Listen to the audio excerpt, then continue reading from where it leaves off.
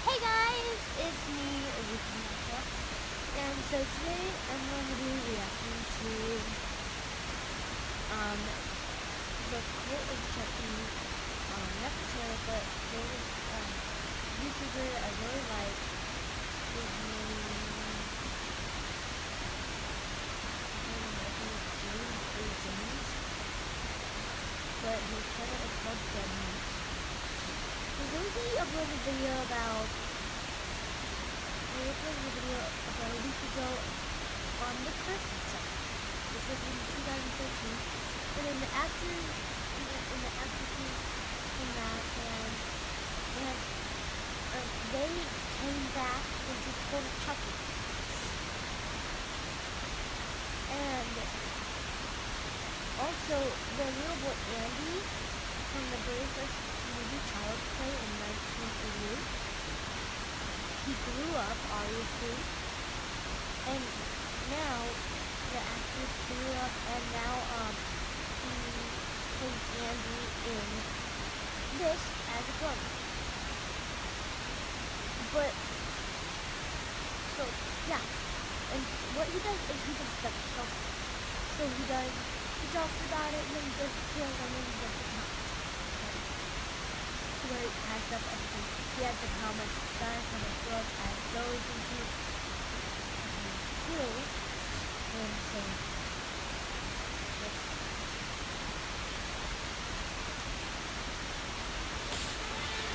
wait.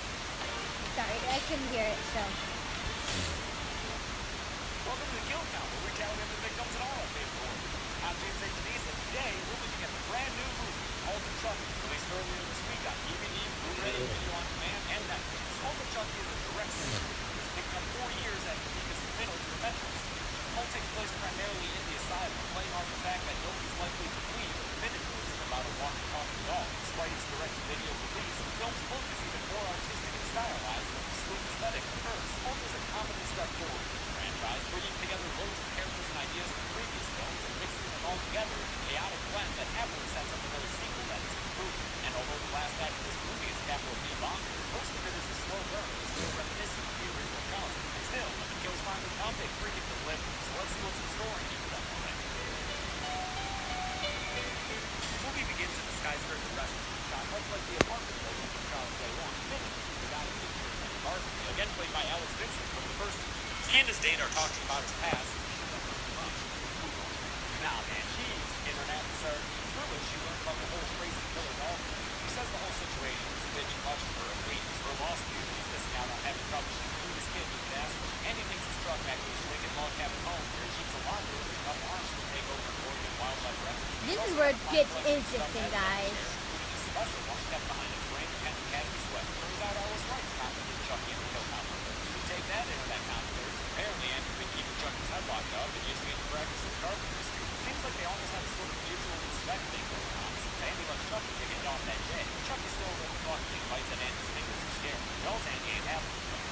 Play, and his new form of playtime is also freaking frozen. One order of Chucky Boulay comes right up. The opening credits sequence is something straight out of an AMC show.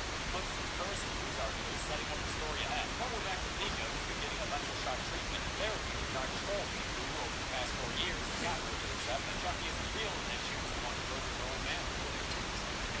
He says that because of her progress, he's transferred her to a medium security facility where she gets a blindingly white room set up by a lipstick carpet. He's quite enough. He says he's not a big Mika fan because of the whole, mass murder thing. Mika explores the rest of this clinic with colorless locale and meets up with Cass who get to see her. They include Andrew, who claims to have died to be invisible to everyone else before, although that's quickly disproven with a jump scare by diving introducing himself to Michael. Like Carlos, Michael's friend with Mika, but unlike Carlos, he's not too bothered by her murderous past, at least not too bothered with anger or scare. Get it, Mika? Michael only holds it with seven interestingly. Mates like Claire, an angry firebrand who doesn't feel safe around Mika, so all she ever did was light her hospital fire.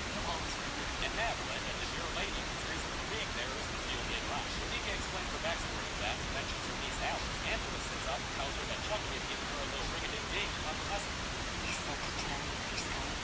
Sounds like a great time for Dr. Owen to prove to everyone that Mika's down to dolls. She whips out a good guy to show that she's cool. I'm Chucky. Madeline is super into it, adopting the doll. And making sure he uses Din in summertime. Also, Michael reintroduces himself as Mark. She finds out that this guy has multiple personality disorder and it's called multiple malady. Dr. Foley takes Deacon to see a wizard. The audience gets a real treat in the form of Jennifer Tilly, who brings a splash of color into the film as Lieutenant Cal introduced as Allison's legal guardian, Valentine. And don't worry, the movie doesn't forget that Jennifer Tilly exists in this movie. So we never tell you exactly what Jennifer Tilly is. Because that is Jennifer Tilly's body, but it's Tiffany's soul.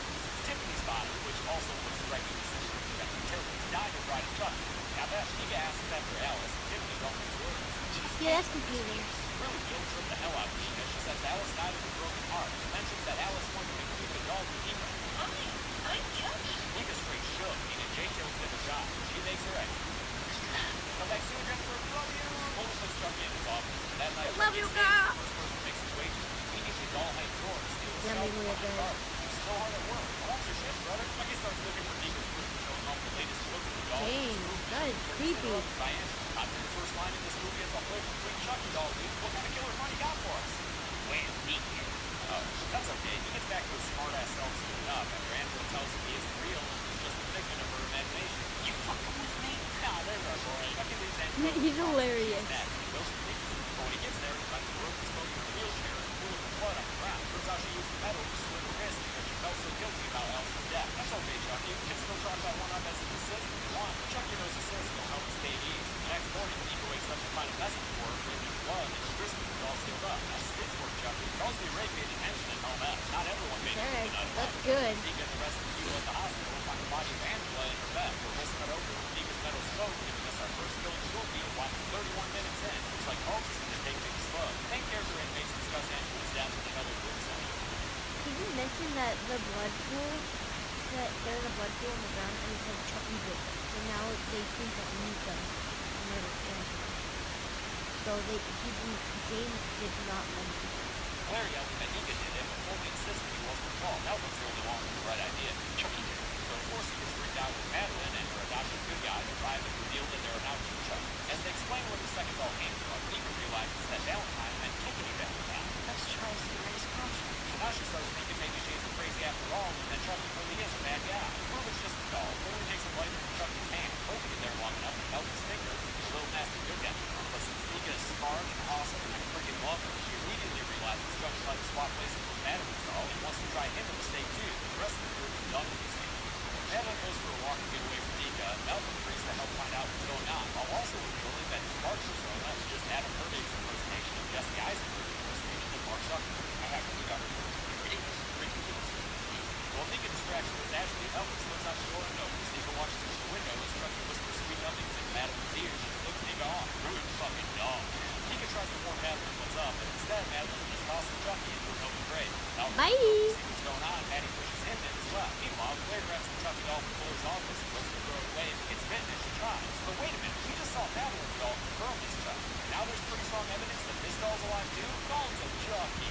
Only and Carlos just think she injured themselves, so they take her away, strap her to a bed, and rub her up with doctors. They leave at Miss Ashley's request for help with Malcolm, and during an interesting and not entirely necessary split scene sequence, I like Nika watches this as Malcolm helps Chucky out of the grave and then pulled out the grave himself. He turns and looks at Nika with a psychopathic smile, and we're beginning to get ideas of who the cult of Chucky might actually be. Chucky and Claire disappears from the scene, pops back up bedside with a can of compressed air. He toys with Claire a little bit before slamming the canister into the ground, shooting it skyward to repeat that honeymoon water technique from Bride of Chucky. This one's a lot cooler. Close-up on Claire's eyes, shedding a single tear. A real nice slow-motion shot of the flash starts falling, and a full-on decapitation to top things off. Way more graphic and intense than the more popular deaths of those hotel shooters. Although Chucky's always willing to lighten the mood. Sometimes I scare myself. Somehow, word of murder makes its way to Perez's website, and since Andy is a constant consumer of celebrity gossip, he sees that the messed up head finally lays out what's up in this movie. It freaks me out every time. It looks disgusting. What? Another one? Takes off and stress. Back at the asylum, Nika's caught on to the twist of this movie.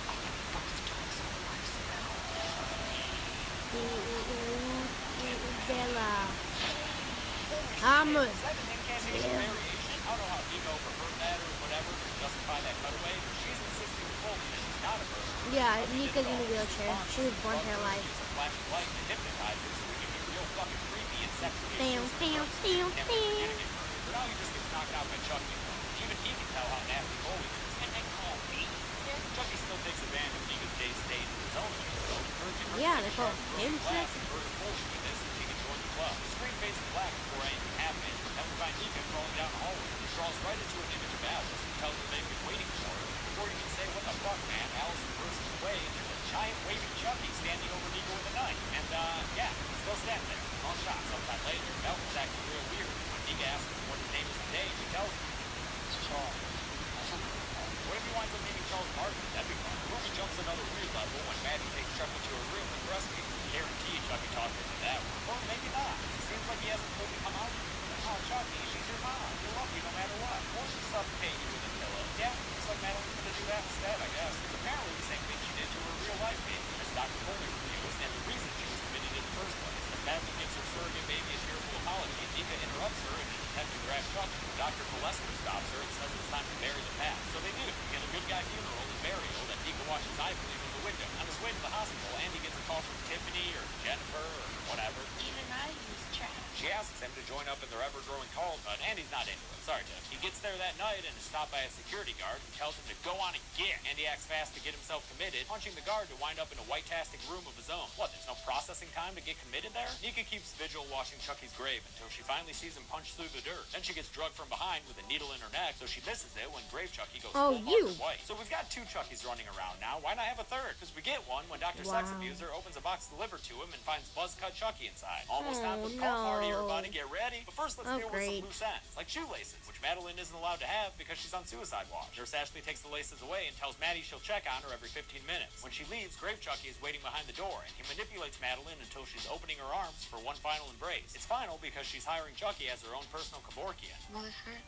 I'll do my best. Chucky proceeds to stick his little plastic hand into Maddie's mouth. Sure, it's got some dirt on it, but at least this isn't the same doll from Seed. You wouldn't want that good guy's hand anywhere near your mouth. Chucky finishes the job by going elbow deep and pulling out Madeline's... Shit, dog, what is that? A trachea? Is that what a trachea looks like? Or is that just straight up spinal cord? I don't know, but it's gross and all kinds of awesome. Her death is made to look like a suicide with Chucky's detached arms sticking out of her mouth. Maddie's death is the breaking point for Nurse Ashley, who hands in her badge and her gun to Foley. He takes a dark night stroll of the soul to his office, where he finds Nika sitting there in a straitjacket. He falls back on classic exploitive therapist motivation, saying he's gonna write a book about Nika's situation, but I bet you he leaves out the part where he fucking molests her. Speaking of which, Dr. Ravenstein takes out some red shoes for Nika to wear, cause I don't know, looks like he's into that, I guess. Thankfully, before he can act on his fetish, got a foot Nika spits in fetish. his face, and Chucky gives an encore performance that knocks Foley out again. I just can't with this guy. Now it's time for the movie's craziness to crack wide open, cause one arm...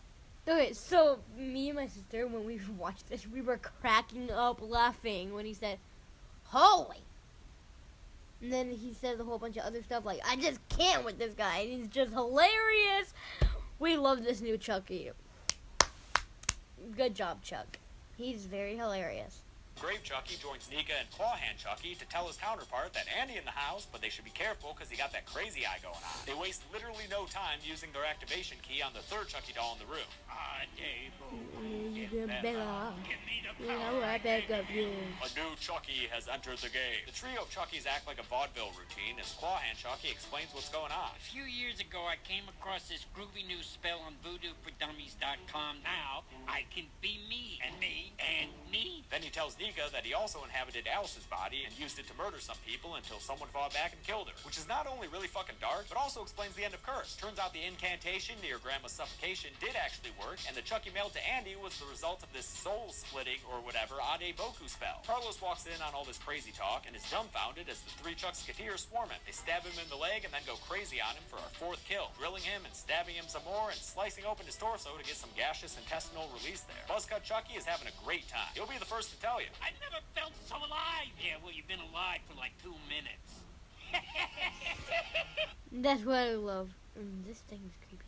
The cult of Chuckies argue over who gets to go kill Andy until they agree to let Buzzcut Chucky do the honors on account of feeling bad about his shitty haircut. Outside, the guard from earlier finds a sexy red car idling, but when he looks inside the window, the only thing he sees is a Tiffany doll sitting by her lonesome. Hey, guess what happens next? Yep, Tilly pulls another Bailey and slits his throat with a nail file. I'm old enough to remember Bride of Chucky, where Tiffany admonished Chucky to be more creative with his kills. Back inside, Chucky tells Nika he had never planned on killing her and instead goes into one last chant. A return of rolling clouds means the shit really went through this time, and Nika suddenly stands up out of her wheelchair. I don't know how Chucky's soul would fix whatever brain or spinal cord injury kept her from being able to walk, but you know what, whatever. Foley comes to and sees Nika standing there, which must be real confusing, although I bet he's really into it when she starts groping herself. There's definitely perks to being supernaturally possessed. Chuck Nika walks over to Foley, tells him this kill is for Nika, then proceeds to deliver what is probably the single goriest kill in this entire franchise, stopping his head to mush against the ground. Holy fucking shit, that is just gruesome, man. On her way out the door, Chuck Nika runs into Malcolm, who's really proud of himself for killing Nurse Ashley with a drill to the stomach. Not quite sure how that drill is staying up like that, kind of defying physics there, but whatever. Chuck Nika calls out Malcolm, saying he's not actually the one who killed Ashley, and calls him a poser. He drops to his knees in despair, perfect height for a doll to drill through the back of his freaking head. The drill comes out the front through the eye, and another seriously gruesome kill coming in just 2 minutes after Nika's stompathon across Foley's face. Chuck Nika and Grave Chucky have a real good laugh together. It's always nice to see two people become such fast friends. Finally, Buzzcut Chucky goes to Andy's room and he cards his way. What are you talking about? It's not two people. It's a doll and a person that's possessed. But after he throws a knife into Andy's leg, Andy bounces back and pins him up against the wall like literally anyone could have done throughout any of these movies. Then he just digs his hand into Chucky's tum-tum, disemboweling him and whipping out a gun and a callback. This is the end, fucker. Andy shoots Chucky in the head. So we thought that he put a camera, but then we realized he put a gun. And confirms that he's the one who sent this doll to Dr. Foley in the first place. With a final fuck you from Chucky, Andy channels his inner Nika and crushes this Chucky's head until it looks like a smashed crimson pumpkin. Man, if you think about it, Andy just killed like a 1-hour-old being. Chuck Nika is standing in the doorway and tells Andy if he shoots, he'll kill Nika too. Andy goes for it anyway, but he forgot to press R earlier, and while he's reloading his gun, Chuck Nika locks him in. Tag you're it, pal. He's left in his padded room as Grave Chucky plants the drill and takes his place as an unassuming doll in the asylum rec room. Chuck Nika comes outside to meet Tiffany, and they have a passionate reunion. So this is different. Worse for me. Yeah, I bet it works for you, Tiffany, seeing as how Fiona Dorff looks just like her freaking dad, man. It's uncanny. Their victory laughs are joined by the Tiffany doll in the back, who's also alive, maybe with Alice's soul, since they mentioned her right beforehand. I don't freaking know, man. The movie's over. We'll just have to wait for the next one for answers. But hold up, the Blu-ray and DVD version has a post-credit sequence. In it, the captive Chucky head in Andy's cabin wakes up to the sound of a car pulling up. In walks a blonde lady all dressed in black. Kyle? We're gonna have some fun. She approaches the head and he screams in anguish, and with that, the movie's over for real. It was definitely a slow burn, but it still had a fair number of kills. How many exactly? Let's grab our friend Chucky and get to the numbers. Stop! Stop! He's killing me! He's killing me! 9 people died in Cult of Chucky, which is plenty. Quit bitching that it wasn't enough, people. Of the victims, 5 were men and 4 were women, a near even split between genders. With a runtime of 91 minutes, that comes out to a kill, on average, about every 10 minutes, even though 2/3 of them happened in the last 16 minutes of the movie. Fuck you, Chucky. Golden Chainsaw for Coolest Kill has so many options, but I'll give it to Dr. Foley's death when Nika put on her red shoes and danced the blues. It's so long and gory, and the practical effects are absolutely outstanding. Doll Machete for lamest kill will go to Nurse Ashley, who got killed off screen with a single drill bit to the stomach. And that's it. Cult of Chucky is the latest in the Child's Play series, which turns 30 next year. We're done with Chucky on the kill count for now, but I'm glad I did this, because I truly have a new respect for this wild and crazy series. We're back to some one-offs until no... So far, Chucky is 29 years old, the Chucky series. Ever since the first one, which was in 1988. November, starting with your next in a week. And until then, I'm James A. Janice. This has been The Kill Count. Thanks a lot for watching The Kill Count for Cult of Chucky and all of these Chucky movies. I want to thank some of my patrons like Jacob Petroni and Stephanie and Christopher Leffler. What's up, guys? I also want to thank Bonnie Boy, who donated the money So, yeah. to cover this Chucky doll that I've been using to great effect throughout these videos. Hey, buddy. Next week on Friday the 13th, I'll be announcing the schedule for the Kill Count for the rest of the year. Anything left to say, Chucky? Fuck you very much, Chucky. Okay. I did not watch that. This is my first time watching it. So, I thought it was okay. So, don't forget to comment, like, and subscribe down below. Bye.